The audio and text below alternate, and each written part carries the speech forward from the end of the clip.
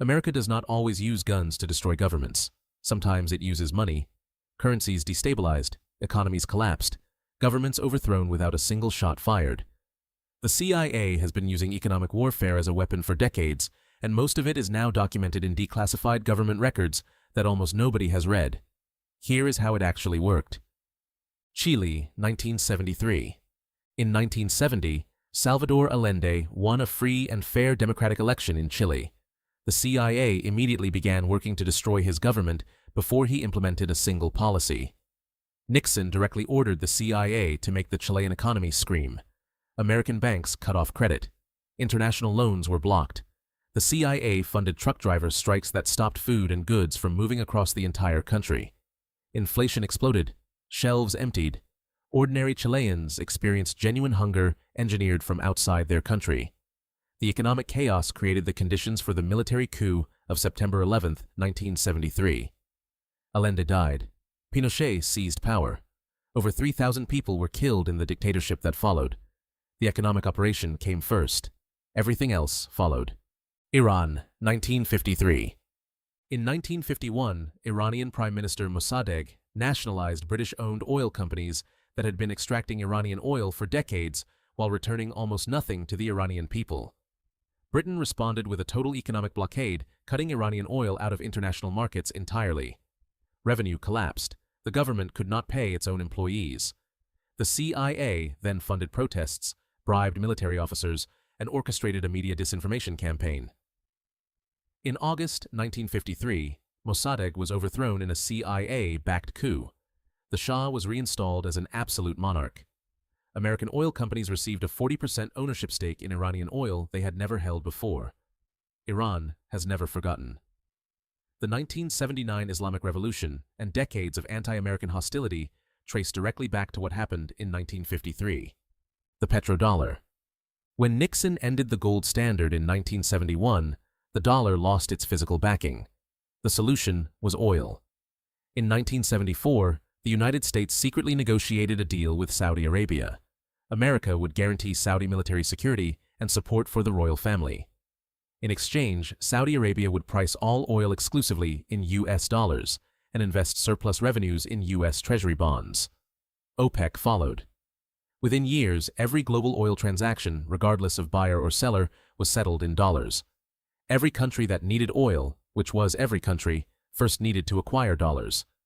This created permanent artificial global demand for American currency, allowing the United States to print money and run deficits at a scale no other country could sustain. It was not military conquest. It was economic architecture so elegant that most of the world never understood what had been built around them.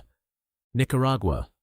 When the Sandinista government took power in Nicaragua in 1979, the Reagan administration was determined to remove it, despite Congress explicitly passing the Boland Amendment prohibiting funding for Contra rebel groups.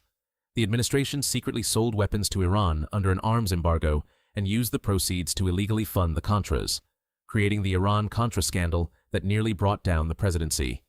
Beyond the funding scandal, the CIA sabotaged Nicaraguan infrastructure, secretly mined Nicaraguan harbors to disrupt trade, an act later ruled illegal by the International Court of Justice, and pressured international lenders to deny Nicaragua credit.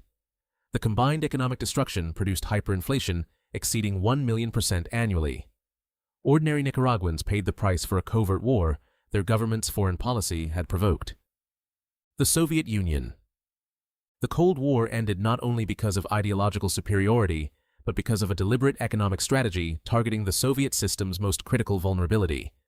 The Reagan administration dramatically increased military spending, forcing the Soviets to match it, despite having an economy a fraction of America's size. The Strategic Defense Initiative forced the Soviets to spend billions developing countermeasures to a system that may have been partly a deliberate bluff. Most critically, the CIA coordinated with Saudi Arabia to engineer a collapse in global oil prices in the mid-1980s, pushing prices from over $30 per barrel to under 10. The Soviet Union depended on oil exports for the majority of its hard currency earnings.